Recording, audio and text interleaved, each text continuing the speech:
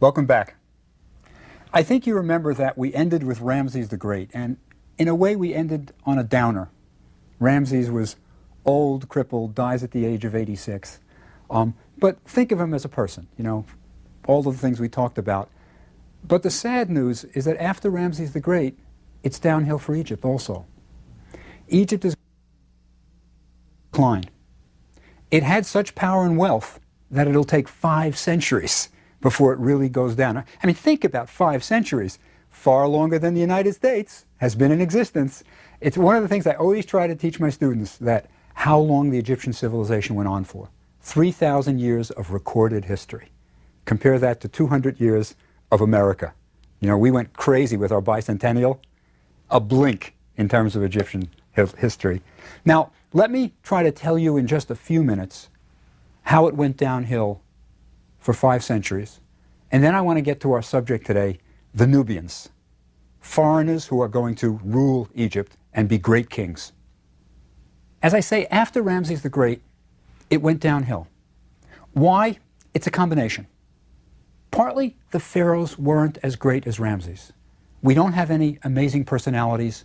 We don't have any kings who are going to really do great things.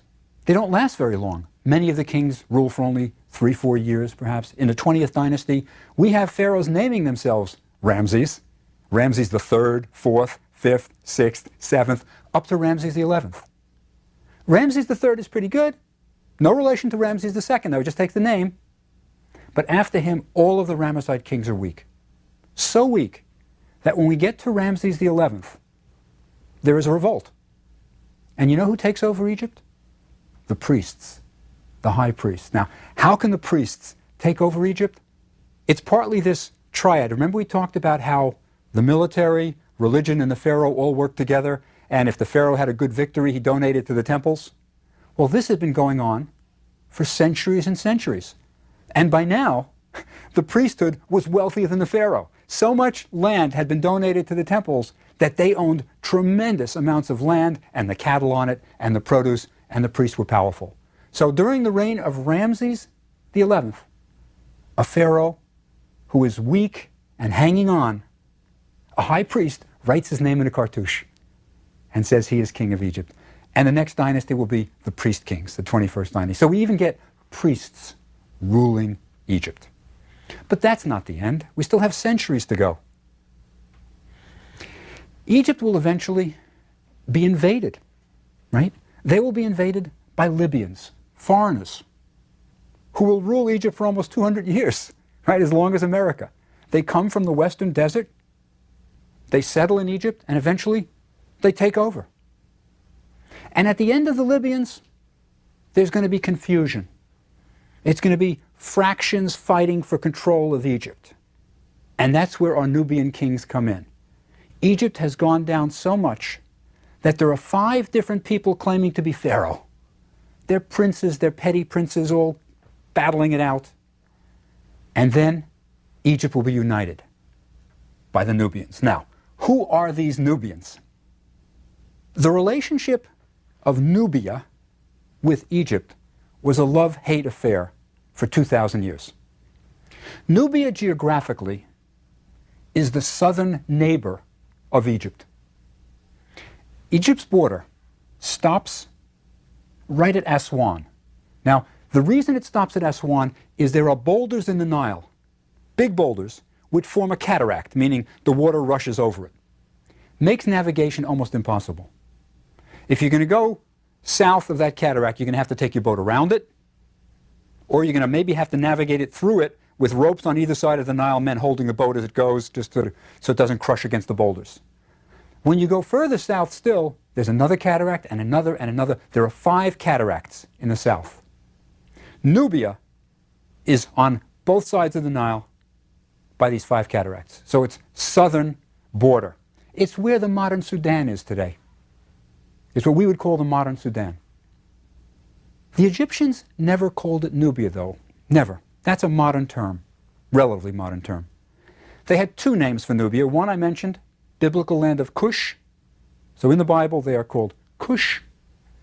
And usually the Egyptians referred to them as vile Cush. Any foreigner was usually preceded by vile, wretched, right? Stuff like that. It's kind of like what the Greeks did. You know, the Greek word barbarian refers to foreigners. And the Greeks got it because when they heard foreign languages, non-Greek languages, it all sounded like bar, bar, bar.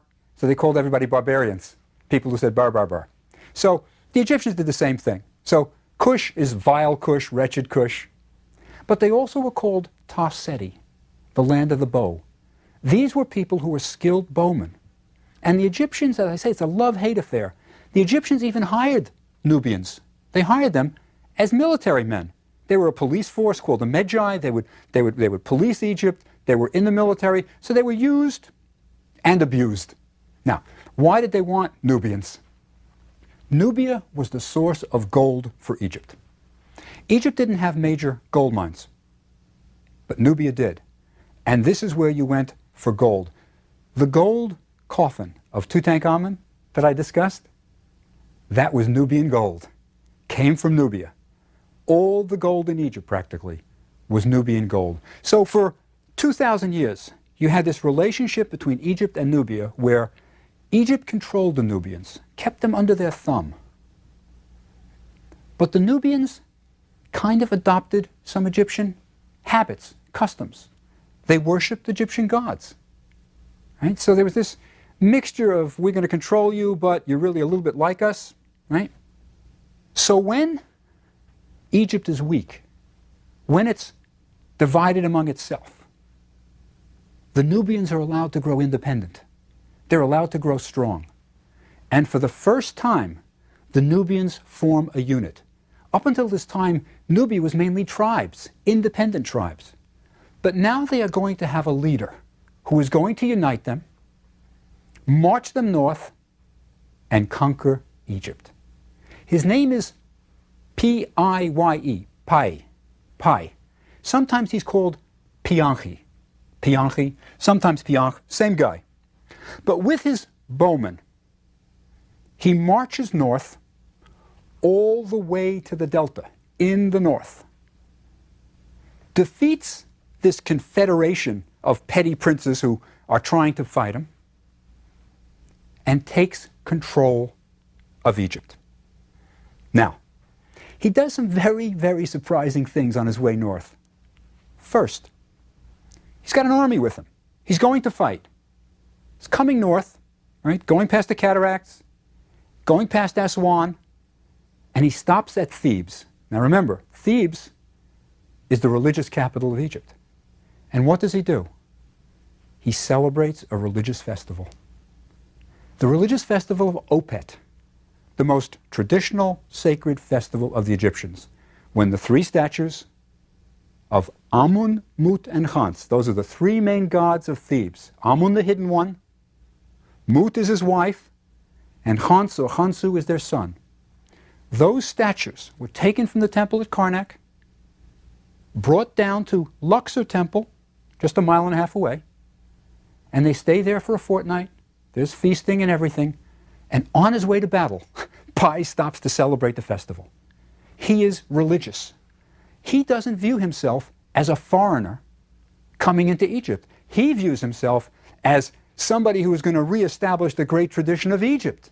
He's not coming to pillage and plunder. He wants to organize Egypt and bring it back to its greatness. Right? So Pai stops at Thebes, goes north, defeats these petty princes, and is in control of Egypt.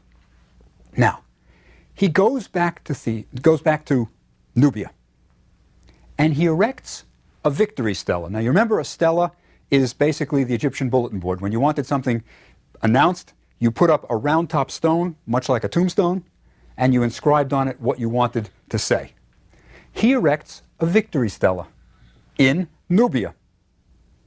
And what does he say on it?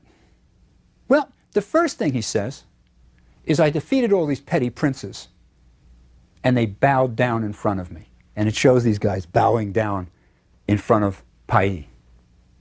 But I find more interesting and insightful into what Pai was, who he was, what he was like. He was a horse lover. He was an equestrian. And on the stela, on the victory stela, he says that when he got to the north and he saw the stables of the horses, he was really shocked. The horses hadn't been fed. They hadn't been cared for. And that bothered him. And he punished the rulers for that. I mean, he viewed all of Egypt as his. And he said, they're my horses, and you're mistreating the horses, and that's terrible. I'll give you the language. I like to read the language of the actual documents of the Egyptians. You get a feeling for what it's like. This is right off of Pi's victory stela. Now remember, he refers to himself as His Majesty, meaning me. His Majesty proceeded to the stable of the horses and quarters of the foals. When he saw that they had suffered hunger, he said, I swear, as Re loves me, and as my nostrils are rejuvenated with life, it is more grievous in my heart that my horses have suffered hunger than any evil deed thou hast done.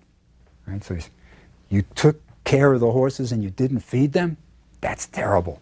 So this is his victory stela. He is a man who loves horses and not afraid to say it, and he puts it right in writing. Now, he does certain organizational things. He's a Nubian.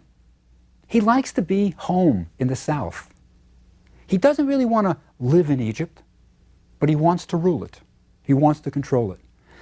He does a clever thing. He sends his sister, Amenartis, to Thebes, the religious capital, and gives her a title, the Divine Adoratress of Amun. Right? Divine Adoratress of Amun. What that means basically is she is sort of wedded to the god Amun. Okay, that's a religious thing. More important, she's got her finger on the treasury. Right? Remember, the priests had become incredibly powerful. They had the money. So by putting a sister in this religious office at Thebes, he's got a family member controlling the treasury. Right? A very smart move. Now, it's typically Nubian, by the way, to put women in positions of power. Nubians respected their women in a great way. So did the Egyptians. We'll talk about that in a minute. But for example, we have a name in English, a woman's name, which comes from the title of the Nubian queens. The Nubian queens were called Kandake, and that's where we get Candace from. Candace comes from that. Nubian queens were powerful, so it's not surprising that he sends a sister to Thebes, right? Egyptian women were also powerful, so I think that's why she was sort of accepted, you know? It fits. Now, he continues to rule from Nubia, doesn't go north. And he does another interesting thing. He takes these petty princes, he doesn't kill them. This guy is an administrator, he's smart. He doesn't kill them, he terrifies them, and then he says, you can stay in office in your different areas, ruling for me. Collect the taxes, send it to me, but you are going to be my vassals. So he keeps people in position, he's not brutal, right? He does good things. When he dies, he is buried in Nubia at a place called Kuru, and I'll talk about just where it is geographically in a minute. But the important thing is, he has a pyramid. He has a pyramid. Now, you'll remember, Sneferu's era, the Old Kingdom, right, 2,000 years back, is the era of the Great Pyramid building. And there are a few smaller ones in the Middle Kingdom. But the era of pyramid building was over in Egypt. Nobody had built a pyramid in 1,000 years. Pai builds a pyramid. Now, why? The answer is he is archaizing. He is going back in time and reviving the good old days. He wants to be Egyptian in the old tradition, like Sneferu. So he has a pyramid. But the pyramid is different from any other pyramid ever built. The Nubians are going to adopt Egyptian ways. They love to be Egyptian too, but they're going to do it on their own terms and in their own way. When you look at a Nubian pyramid, it is immediately different. First, it's smaller, much smaller. Maybe 100 feet high, rather than, say, the Great Pyramid, which was 480 feet high. So it's a quarter the height. And the angle is much more steep. Now, there's a couple of reasons for that. The main one is the Nubians don't have the stone that the Egyptians had. The Egyptians had vast quarries of good limestone. The Sudan does not have good quarries. So they had to take what they had and build smaller pyramids. But that's not the only difference. You'll remember from Sneferu that pyramids were the burial places of the pharaohs. and inside were burial chambers. Nubian pyramids are all solid. They are solid stone. There are no chambers inside them. So why build a pyramid, right? I think it's just the sense that they wanted to be like the good old days of Egypt. Now, where are they buried if they're not buried in the pyramid? This puzzled Egyptologists. They looked for the burials of the Nubian kings, but didn't find them. Finally, George Reisner, an American, who excavated in both Egypt and Nubia, solved it. The Nubian pyramids were basically tombstones. They were markers for a grave, but the kings were actually buried in a tomb maybe 50 yards or 100 yards away, underground, not exactly beneath the pyramid, but fairly close to the pyramid. So these were just tombstones marking a grave, and the Nubians did it their own way. Now, inside their tombs, doing it their own way. They were buried on beds. Egyptians were never buried on beds, but that was a Nubian custom, to be buried on a bed. So the Nubians were buried on a funeral couch. But they had certain Egyptian spins. For example, they are buried with Ushapti statues. Now, Ushapti is an Egyptian word which means answerer. Every Egyptian believed that he would go to the next world, and it would be just a continuation of this world.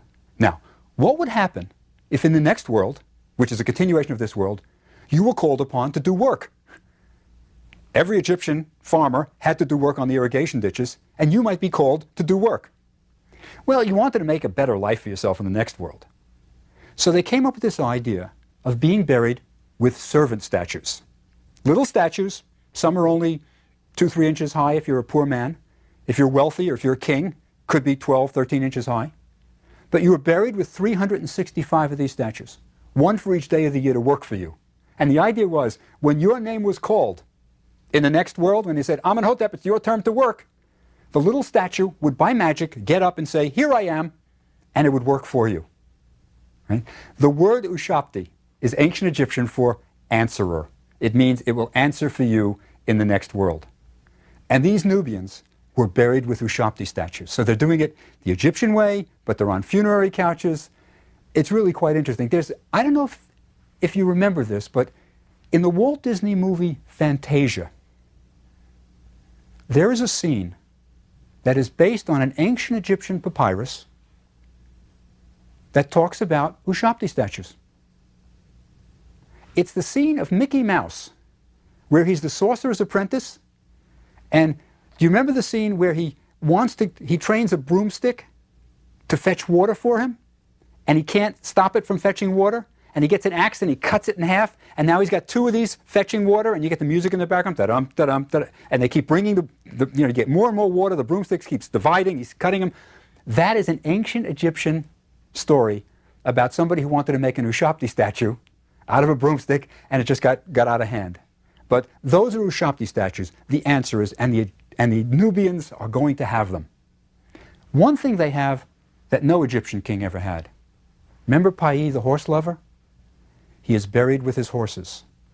They were buried standing up, the horses, with the chariot behind them, right, ready for action in the next world. So Pai was going to the next world with his horses.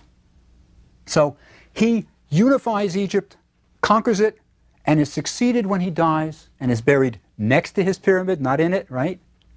He is succeeded by another relative, not a son who marries the right woman. That's not a Nubian custom. He is succeeded by his brother. That is the Nubian custom. If you have a brother, he succeeds you as king. So he is succeeded by Shabaka. Shabaka. Notice these aren't Egyptian names. These are foreign names. These are African names. These are Nubian names. Now Shabaka does something absolutely wonderful. He is a bit of a philosopher. These guys were intellectuals. I mean, think about what they're doing. They're bringing Egypt back to its old standards. They're trying to restore order. They're interested in the old religion. Even in the Bible, the Nubians are called the pious Ethiopian kings. That's how they're referred to in the Bible. The pious Ethiopian kings. These guys are religious. They're thinkers. They're not just plundering and looking for gold. Shabaka carves a stone, a stela, again, this round-top stone, that is absolutely unique. It's in the British Museum today. It looks strange, and I'll tell you something, every single visitor to the British Museum who walks by it doesn't look at it. It looks like nothing. Now it's a square stone. And it has a square hole in the middle of it. Right? Square hole in the middle of it. The reason it's lost its shape of that nice tombstone stela shape is that in the 19th century, some farmers found it. And they cut it down to make a grindstone. So it was used as a grindstone for years. And it's terribly worn. But what's important about this stone is that it's the only document we have from Egypt that can be called philosophical. The Egyptians didn't write down philosophy. We're not even sure if they did philosophy. Some people think, no, the Egyptians never were philosophical, just religious. I doubt that. But Shabaka, a Nubian, carves a document that I think is pretty close to philosophy. And it's interesting. It is sometimes called the philosophy of a Memphite priest. It's partly theological.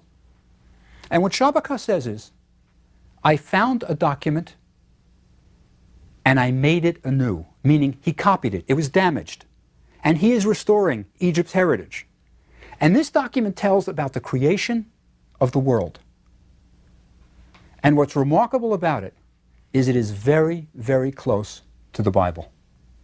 It's way before the Bible, but it's a creation version that is very close to the Bible.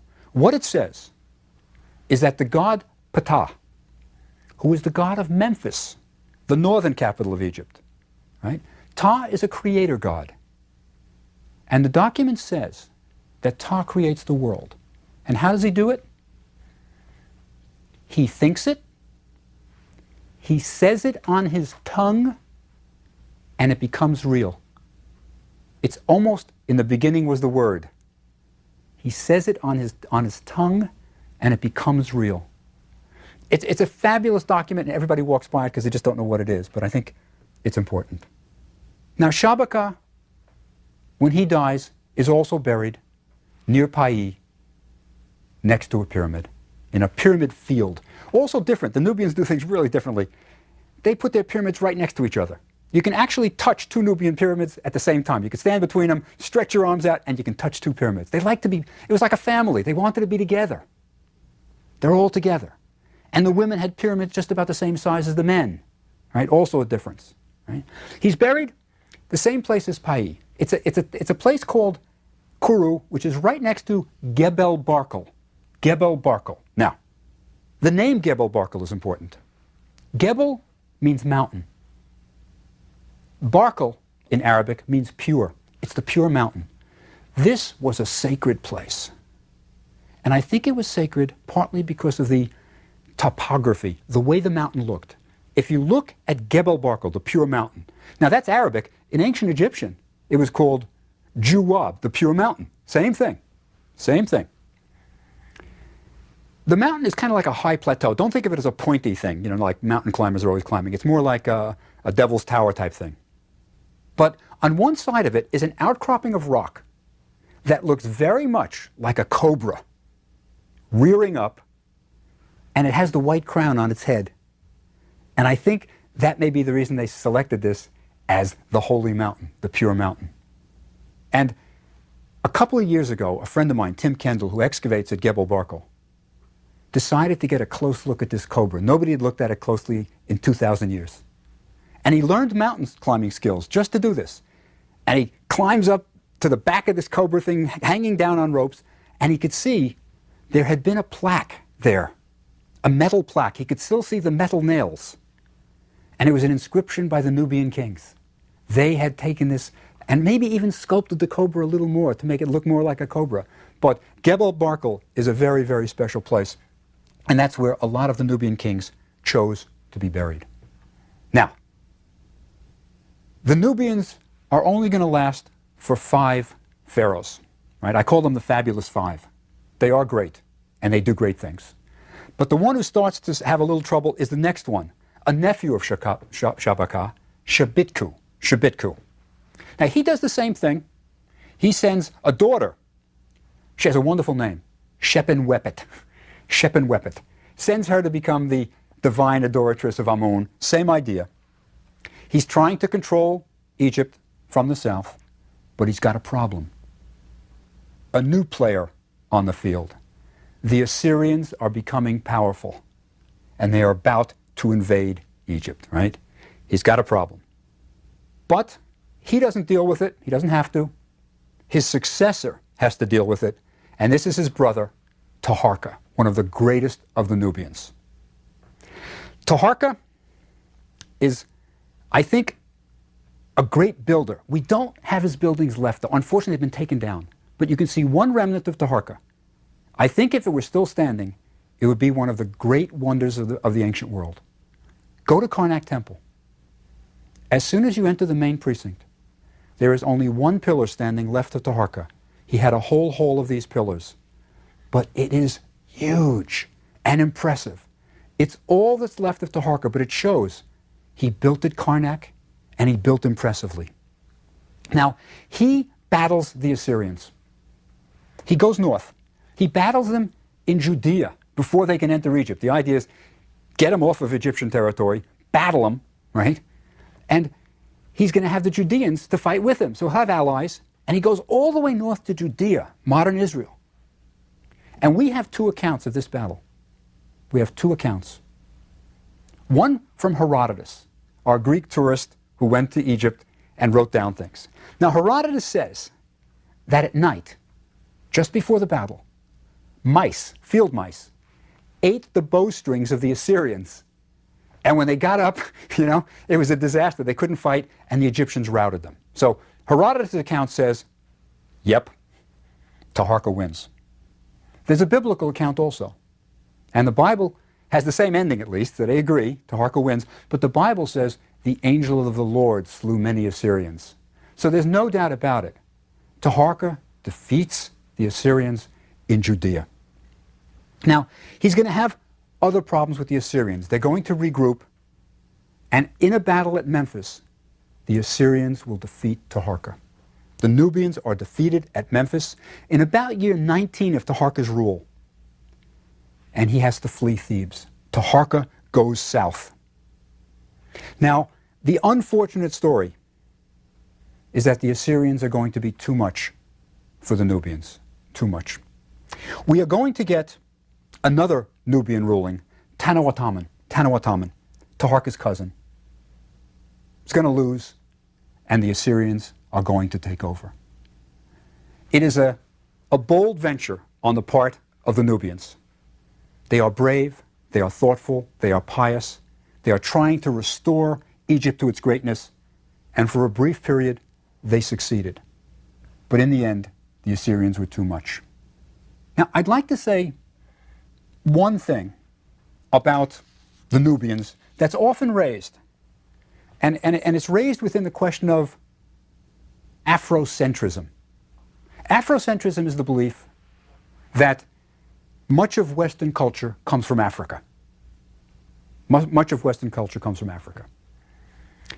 I think to some extent it is true that we owe a greater debt to Africa than many people acknowledge. It is often said that philosophy begins in Greece, Western civilization all starts in Greece. That's what all the classicists said. But if you read what the ancient Greeks said, the ancient Greeks loved to trace their heritage to Egypt. The ancient Greeks all said, we learned how to build in stone from the Egyptians. They often say, we learned about the gods from the Egyptians. So there is this tradition, and I think much of what we have comes out of Egypt. Now, mixed in with this question of Afrocentrism, how much do we get from Egypt? And we get lots from Egypt, for sure, is the question of, were the Egyptians black? And often I will get kids in my class, black kids, who will have a t-shirt on that says, Cleopatra was black, right? Cleopatra wasn't black. She was Greek, she was white, she was not black. And I think it's okay to have black pride is what the kids want. But my feeling is what I always tell these kids, if you want black pride, look at the Nubians. These guys come out of the Sudan. They were almost certainly black. They were the black kings of Egypt. And they marched north and tried to do a noble thing. something unique in the history of Egypt. Foreigners trying to restore Egypt to its greatness. And that was the Nubian kings. Thank you.